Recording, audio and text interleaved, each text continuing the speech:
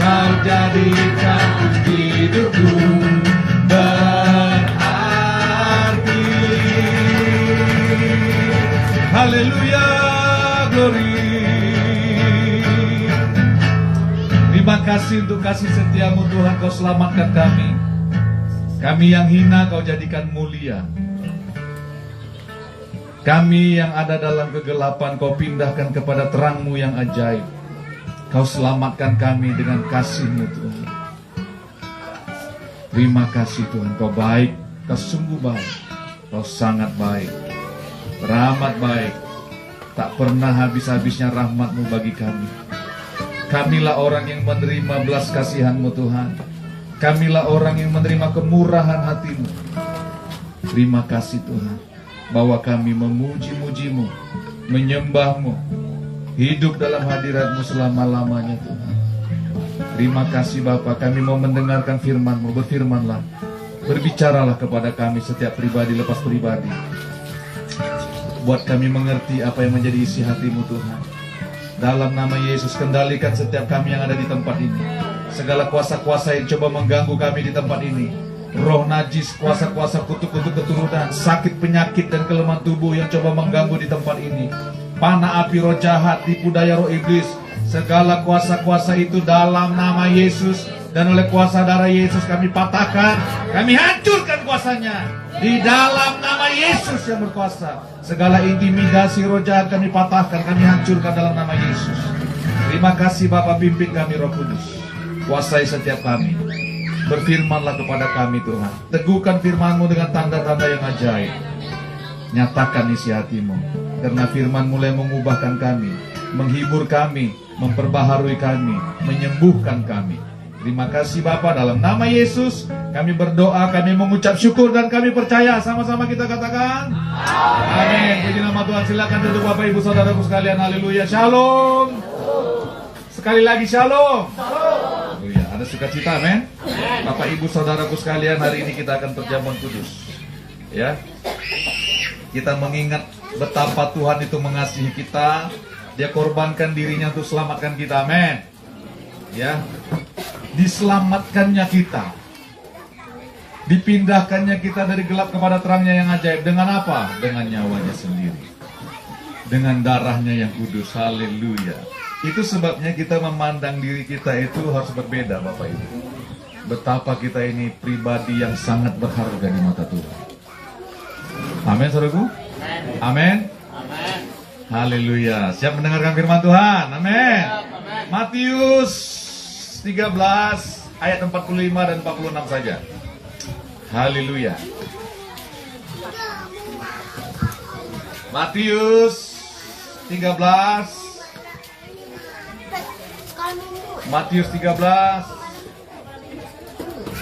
Haleluya, kita bersyukur ya Bapak Ibu Saudara sekalian, mimbar yang baru ini. Haleluya. Wah, luar biasa. Matius 13 ayat 45 sampai 46. Yang sudah dapat katakan amin. Belum semuanya. Matius 13 ayat 45 sampai 46. Sudah dapat? Sudah dapat semuanya? Kita baca bersama-sama Matius 13 ayat 45 dan 46. 1, 2, 3. Demikian pula hal kerajaan sorga itu apa? Seumpama seorang pedagang yang mencari mutiara yang indah. Setelah ditemukannya mutiara yang sangat berharga, ia pun pergi menjual seluruh miliknya. Lalu apa? Membeli mutiara itu. Yang percaya katakan amin. Hal kerajaan sorga itu Bapak Ibu Saudaraku sekalian, firman Tuhan. Ini Tuhan Yesus memberikan perumpamaan saudaraku. Tuhan Yesus memberikan perumpamaan. Hal kerajaan sorga itu seumpama seorang pedagang yang mencari mutiara yang indah. Dia berkeliling, dia mengamati, dia mempelajari mana ini mutiara yang indah itu. Ya, dia mencari mutiara yang indah. Karena mutiara Bapak Ibu Saudaraku sekalian banyak yang palsu, benar nggak? Ya. Nah, dia mencari mutiara yang indah. Setelah ditemukannya mutiara yang sangat berharga itu, apa yang dia lakukan? Saudara, ini sebenarnya di luar akal sehat, saudaraku sekalian. Demi sebuah mutiara, perhatikan baik-baik, ia pun pergi menjual seluruh miliknya. Ia pergi menjual seluruh miliknya, lalu membeli apa? Mutiara itu, saudaraku sekalian. Saudara, coba perhatikan.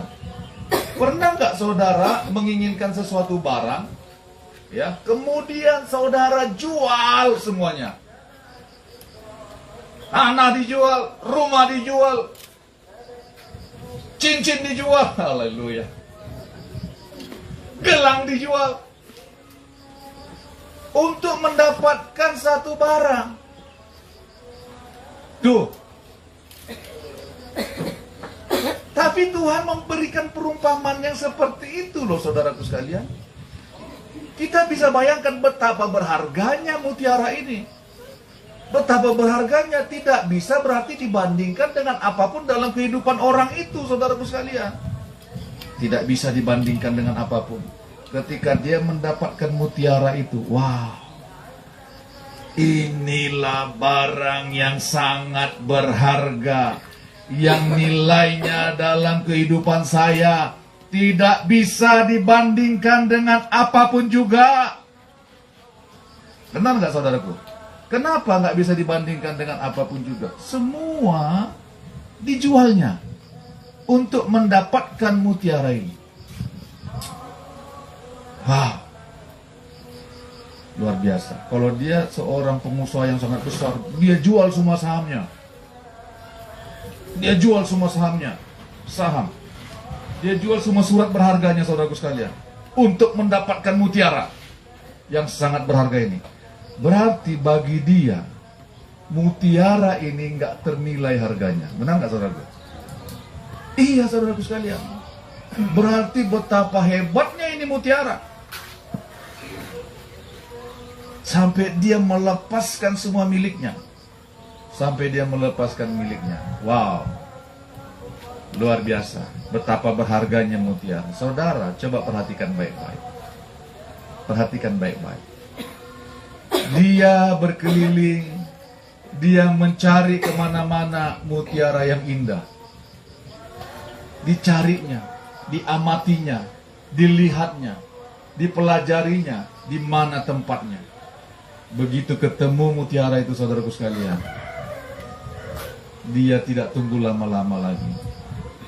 Ditebusnya, saudara, mutiara itu.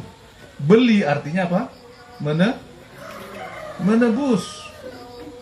Saudara kalau tahu mau beli HP, itu artinya saudara harus menebus HP itu dengan harga yang sekian, benar nggak? Itu artinya dibeli, ditebus. Amin, saudaraku. Saudara, bukankah hidup kita itu seperti itu, saudaraku sekalian? Bukankah hidup kita ini, ya saudaraku sekalian, seperti mutiara yang indah itu, saudaraku sekalian? Saudara, perhatikan, Tuhan harus turun meninggalkan kemuliaannya, menjadi manusia, menjadi serupa dengan ciptaannya. Kalau Filipi 2 mengatakan, dia mengosongkan dirinya, mengambil rupa seorang hamba. Dia harus turun menjadi manusia. Untuk apa? Untuk membeli kita, untuk menebus kita. Kenapa? Karena kita adalah pribadi yang sangat berharga. Yang percaya katakan amin. Saudara, seringkali kita menganggap diri kita ini seperti biasa-biasa saja. Lakukan dosa isuk-isuk damai nih, dia masalah. Karena Tuhan ngampuni. Saudara, kalau kita sudah mengerti betapa berharganya hidup kita, kita akan berbeda. Kita akan berbeda. Kita akan menghargai diri kita dan menghargai orang lain juga. Perhatikan baik-baik. Saudara, hidup kita sangat berharga. Allah turun menjadi manusia untuk mendapatkan kita, orang yang berdosa, yang tinggal dalam lumpur dosa, yang tinggal dalam kegelapan. Bukankah hidup kita seperti itu? Kita adalah mutiara, hartanya Tuhan yang paling berharga, diciptakannya serupa dengan gambarnya. Tetapi apa yang terjadi? Kita terhilang karena dosa. Kita terhilang karena dosa. Bukan hanya karena dosa kita. Dosa nenek moyang kita, dosa orang tua kita, turun kepada kita. Turun temurun, turun temurun, turun temurun. Dosa kita sendiri pun mengikat kita. Kita tidak bisa keluar dari budak dosa, dari hukum dosa. Kita nggak bisa lepas. Kenapa? Karena dosa adalah perbudakan. Dosa adalah perhambaan. Saudaraku, kita nggak bisa lepas. Kita nggak bisa lepas. Saudara, kalau seorang budak, dia kalau mau lepas, dia harus ada yang menebus. Dia harus ada yang membeli. Saudara, kalau kita lihat film sejarah perbudakan, saudaraku sekalian, ya, dokumenter namanya, film dokumenter, ya, sangat mengerikan saudaraku sekalian yang namanya perbudakan. Sangat mengerikan, tidak mempunyai hak hidup kecuali diberikan oleh tuannya. Dia tidak bisa lepas dari tuannya kecuali ada yang membelinya dengan harga yang pantas.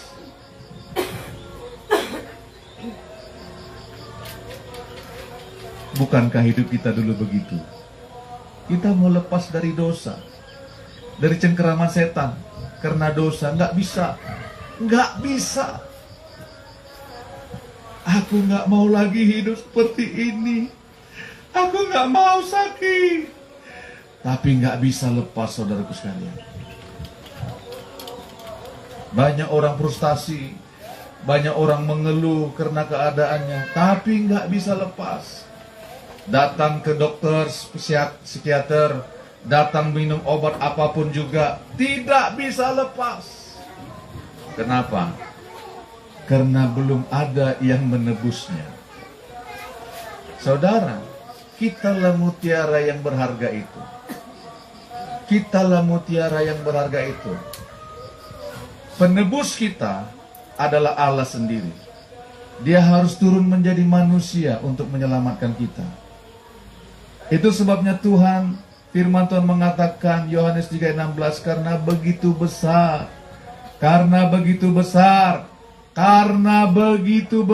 kasih Allah akan dunia ini, sehingga ia mengaruniakan anaknya yang tunggal, supaya setiap orang yang percaya kepadanya tidak binasa, melainkan beroleh hidup yang kekal.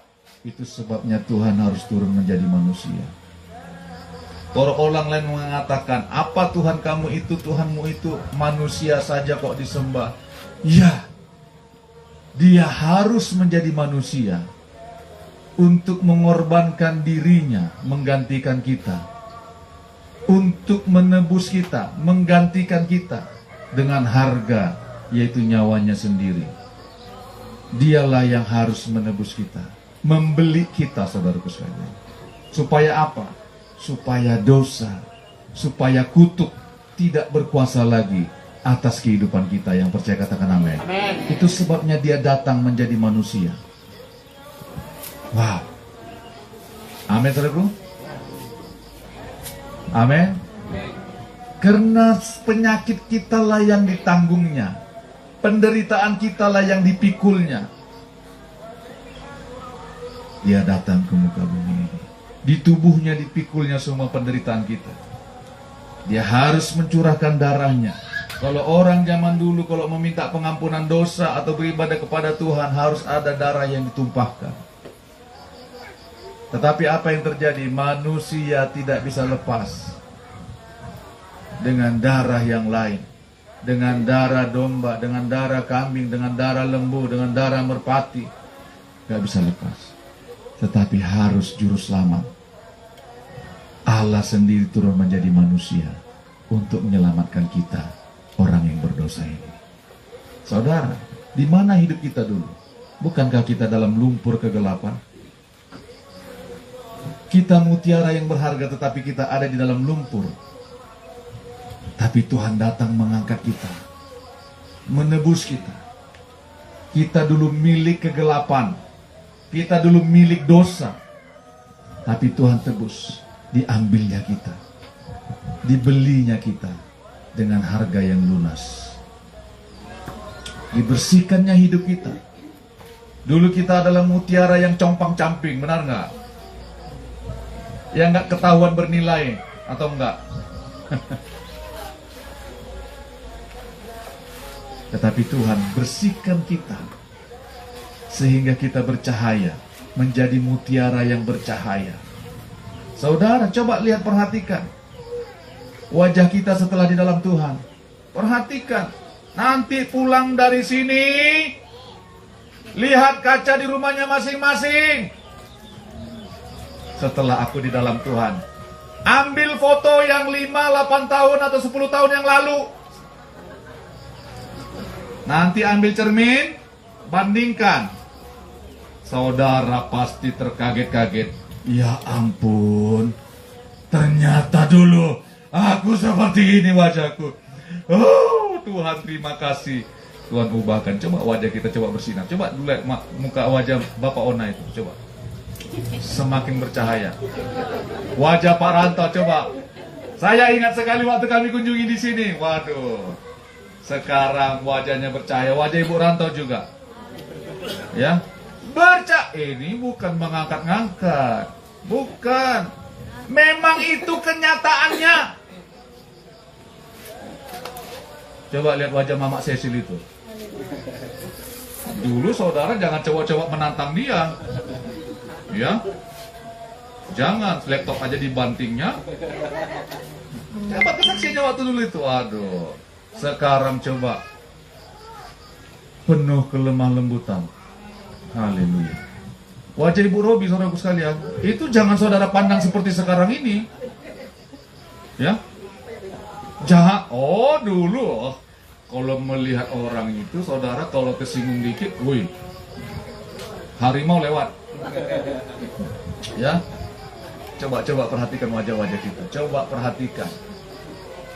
Tidak ada yang begitu-begitu saja ketika di dalam Yesus.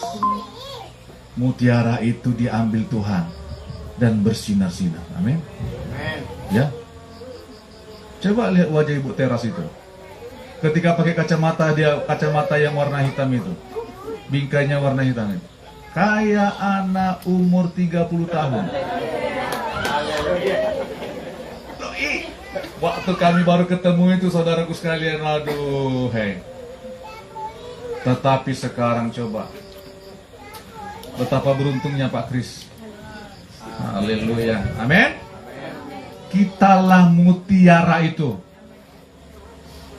Sama-sama katakan, akulah mutiara yang sangat berharga itu. 1, 2, 3. Akulah mutiara yang sangat berharga. Kalau ada sesuatu yang tidak berharga yang mau menjatuhkan saudara-saudara, jangan mau. Amin, saudaraku. Jangan mau. Yuk, kita ke anu lagi yuk. Oh, itu aku zaman dulu, Pak, Bu, saudara, teman.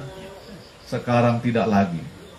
Karena aku adalah mutiara Tuhan yang sangat berharga. Amin. Nah, Tuhan begitu mengasihi kita. Tetapi bagaimana dengan kita? Apakah kita juga menjadikan Tuhan itu segala-galanya bagi kita? Apakah Tuhan itu kita jadikan milik kita yang paling berharga? Kita pun haruslah demikian terhadap Tuhan. Amin, saudaraku. Kenapa? Karena Tuhan begitu mengasihi kita, menghargai kita dengan nyawanya sendiri. Kita pun harus begitu juga mengasihi Tuhan.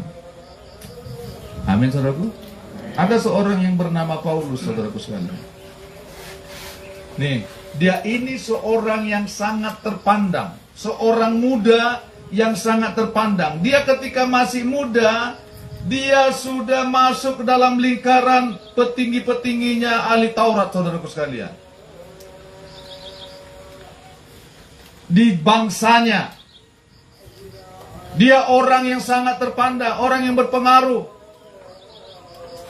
Namanya Paulus, saudaraku sekalian. Dia gagah, dia sombong. Aku adalah orang yang berpengetahuan. Dia bukan seorang yang miskin, bukan. Dia seorang yang terpandang di kalangannya. Dan dia sangat membenci orang yang bernama aliran, ya, pengikut jalan Tuhan pada waktu itu. Tetapi apa yang terjadi ketika Tuhan menemukan mutiara ini, yang bernama Paulus ini? Tuhan ambil dia. Tuhan angkat dia menjadi milik kesayangan Tuhan. Wow. Hidupnya berubah. Dulu dia benci sama orang, sekarang dia rela berkorban untuk orang lain. Dulu dia nggak mau memberitakan kasih Tuhan, sekarang dia dengan segenap hidupnya memberitakan kasih Kristus kepada orang lain. Kenapa? Karena dia mengerti bahwa hidupnya ditebus, hidupnya dibebaskan oleh Tuhan, oleh Kristus Yesus. Dulu kami adalah budak dosa, dulu kamu hamba dosa, sekarang kamu sudah menjadi hamba kebenaran. Saudara, kalau ada kata hamba di Alkitab, itu artinya budak, saudaraku sekalian. Doulos, budak. Itulah yang dialami oleh Paulus, saudaraku sekalian. Setelah dia mengalami perjumpaan dengan Tuhan, dia menjadi mutiara yang sangat indah. Apa yang dilakukannya setelah berjumpa dengan Tuhan? Apa yang dilakukan? Coba kita lihat Filipi 3, yuk. Saya sebentar saja, saudaraku sekalian. Kita mau berjamun. Filipi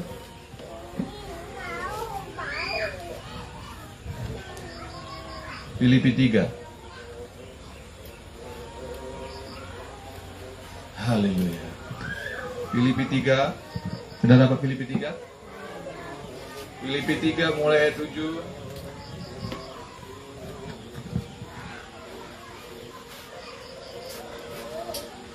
Dan 8. Sudah dapat katakan amin? Ya, Filipi 3 ayat 7 dan 8. Saya bacakan untuk kita. Tetapi apa yang dahulu merupakan keuntungan bagiku, sekarang kuanggap apa? Kuanggap rugi karena Kristus. Ayat 8. Malahan segala sesuatu kuanggap rugi karena pengenalan akan Kristus Yesus Tuhanku. Lebih mulia daripada semuanya.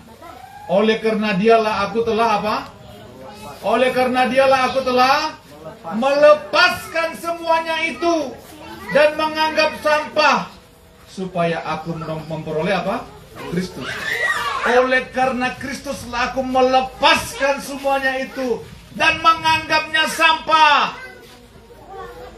Kebanggaanku dulu, harga diriku dulu.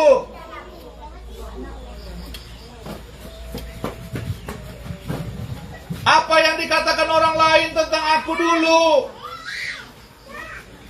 semuanya itu aku anggap sampah. Aku melepaskan semuanya itu dan aku menganggapnya itu sampah. Karena Kristus.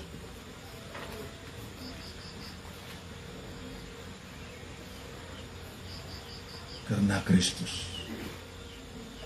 Itu sebabnya ketika kita mengerti betapa hidup kita ini berharga, Kristus menjadi segala-galanya bagi kita. Amin. Amin.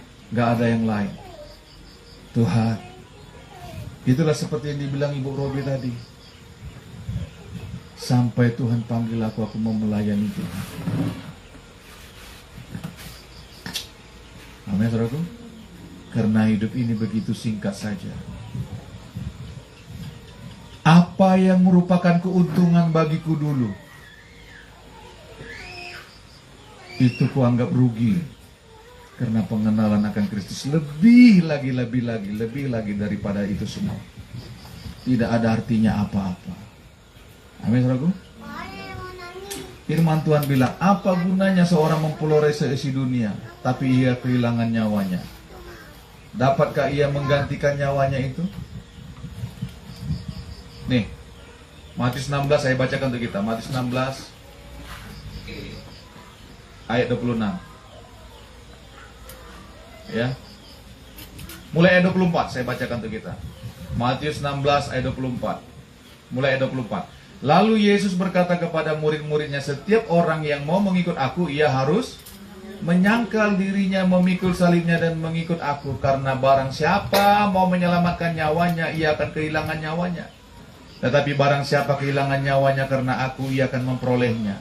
Ayat 26, sama-sama, 1, 2, 3. Apa gunanya seorang memperoleh seluruh dunia, tetapi kehilangan nyawanya? Dan apakah yang dapat diberikannya sebagai ganti nyawanya? Amin, saudaraku. Amin. Sebab anak manusia akan datang dalam kemuliaan Bapanya, diiringi malaikat-malaikatnya. Pada waktu itu ia akan membalas setiap orang menurut perbuatannya. Amin. Apa gunanya kita memperoleh seisi dunia ini, tapi kita kehilangan nyawa kita, tetapi hidup kita di luar Kristus? Itu sebabnya Tuhan menjadikan kita mutiara yang sangat berharga. Begitupun kita kepada Tuhan, haruslah menjadikan Tuhan segala-galanya dalam hidup kita. Amin, saudaraku. Jadikan Tuhan segala-galanya, karena Dia sudah menebus kita, membeli kita. Dia melihat kita, Dia mencari kita. Mana ini Pak Tayun itu, mana dia? Aku mau tebus dia, aku mau beli dia dari kegelapan dunia ini. Amin, saudara. Dicari Tuhan, dilihat Tuhan, mana dia? Mana dia? Aku mau tebus dia. Dipilih Tuhan. Haleluya. Jadikan Tuhan segala-galanya bagi kita. Amin. Mari kita berdoa. Tuhan, terima kasih firman-Mu sudah diberitakan, Tuhan. Teguhkan firman-Mu atas setiap kami, Tuhan. Buat kami mengerti betapa berharganya hidup kami di hadapan-Mu, Tuhan Yesus. Terima kasih, Tuhan. Terima kasih. Terima kasih, Tuhan Yesus. Teguhkan firman-Mu. Dalam nama Yesus, buat kami mengerti betapa berharganya hidup kami. Dan bawa kami, Tuhan, mengerti betapa Engkaulah segala-galanya bagi kami. Di luar Engkau kami tidak dapat berbuat apa-apa. Di luar Engkau hanya ada kebinasaan, Tuhan. Oleh karena itu, tolong kami untuk menjadikan Engkau segala-galanya bagi kami. Dalam nama Yesus. Haleluya. Amin. Kita akan perjamuan kudus, silakan. Yang bertugas bantu ke depan. Haleluya. Diambil Pak Amin ya Pak.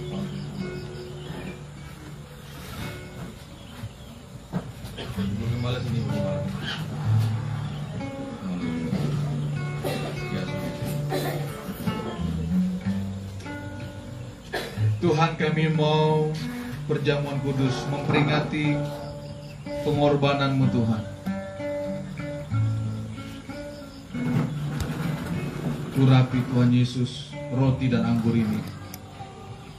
Biarlah kuasa tubuh dan darah Yesus itu nyata di tengah-tengah kami melalui perjamuan ini, Tuhan. Terima kasih Bapa, dalam nama Yesus. Dalam nama Yesus. Kasih aku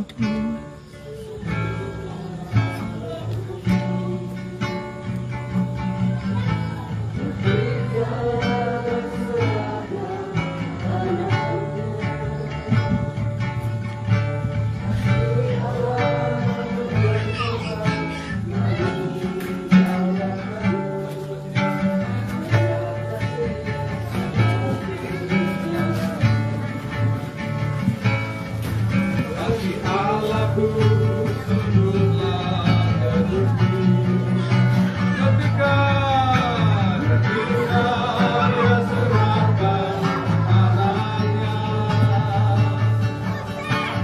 Kasih Allah mau berkorban bagi kau dan aku.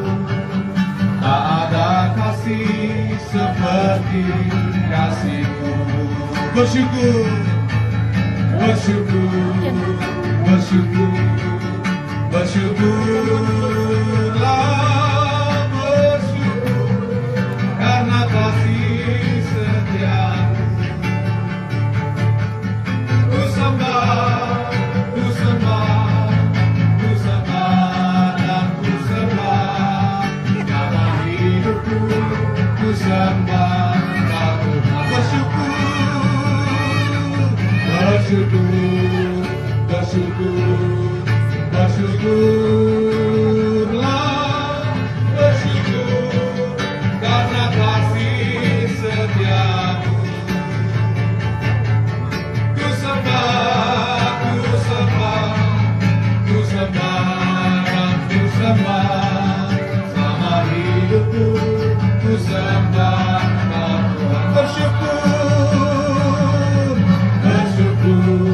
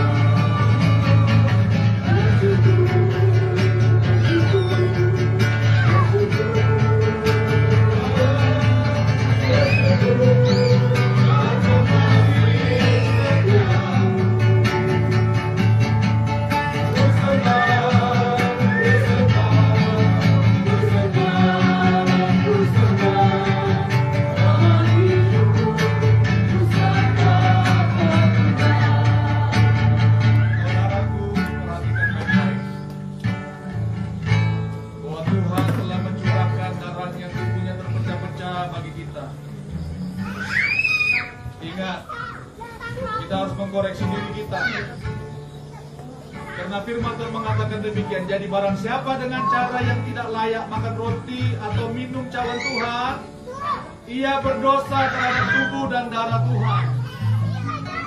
Karena itu hendaklah tiap-tiap orang menguji dirinya sendiri, dan baru sesudah itu ia makan roti dan minum dari cawan itu.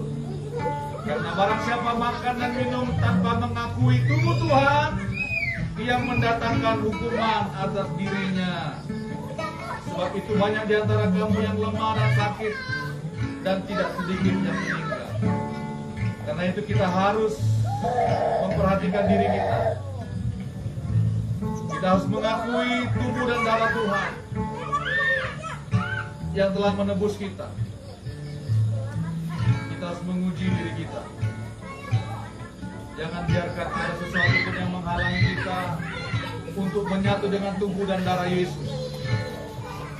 Jangan ada satupun yang menghalangi kita untuk menyatu dengan tubuh dan darah Yesus. Ujilah dirimu.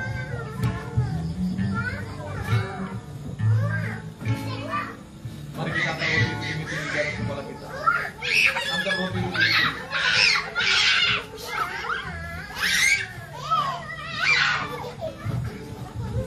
Angkatlah tubuh dan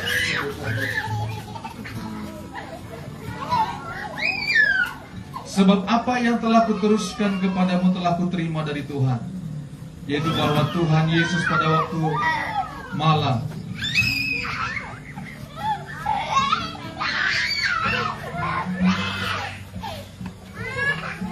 waktu ia diserahkan, ia mengambil roti, dan sesudah itu ia mengucap syukur atasnya.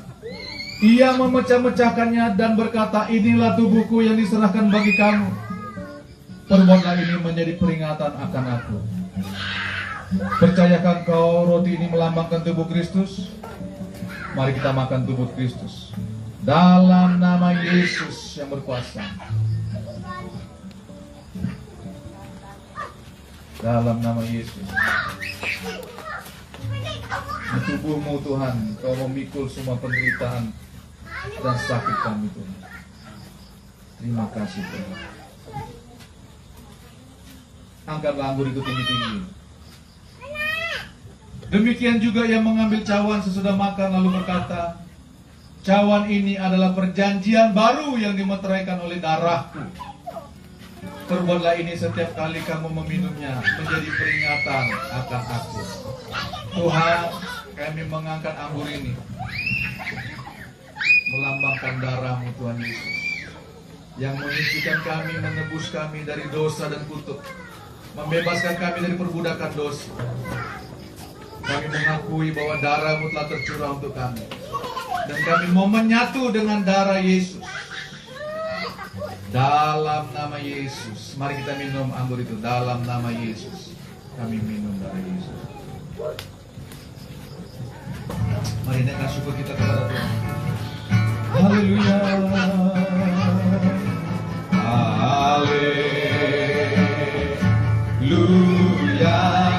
haleluya.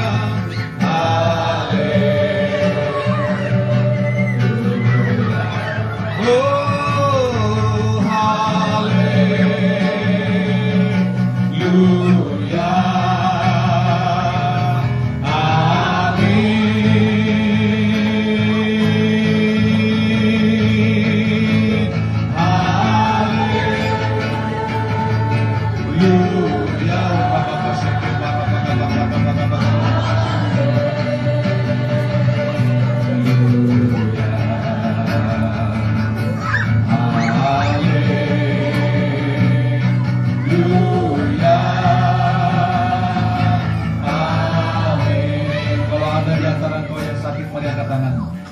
Demi nama Yesus, oleh karena tubuh dan darah Yesus, demi nama Yesus, apapun penyakit, apapun yang sedang kau alami saat ini, dalam nama Yesus, apapun penderitaanmu saat ini, dalam nama Yesus, jadilah kau sembuh.